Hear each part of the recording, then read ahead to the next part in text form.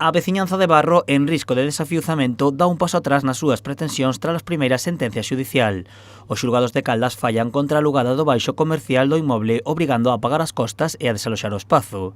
Aínda así, a veciña denuncia que a sentenza ten erros. Es que esta sentencia, el juzgado de instrucción número 1 de Caldas, no tiene por dónde cogerla.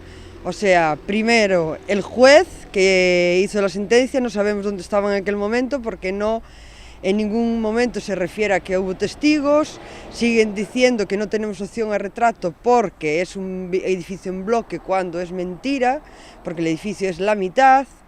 Dice que yo tengo tanto un bajo como unha vivienda sendo inquilina e es mentira, que yo solo tengo el bajo. A sentenza é un pau duro para toda a veciñanza en orde de desafiuzamento, xa que nestes momentos se atopan en negociacións coa Sareb. Este é un paso atrás conforme en que o Sareb como nos vamos a entrar a negociar con eles con estas sentencias, cando eles saben que teñen as de ganar no xudgado, que ao final é o que vale. Entón, claro que é un paso atrás. Precisamente o mércores, un perito da Sareb irá a peritar os pisos. É un paso que vamos a dar porque, senón, din que non queremos negociar, pero realmente nós non entendemos por que nos fan un peritaje cando eles xa adquiriron os pisos a un precio e non sei o que pedimos, ao mesmo precio, co cal entendemos que eles queren peritar para subirlle o precio. A pesar do risco de non amosar os seus pisos, algunha veciña asegura que non permitirá que a Sareb perite o seu piso. Se falamos de transparencia, que empece por eles mesmos. Entendes? Por que teña que vir a peritar?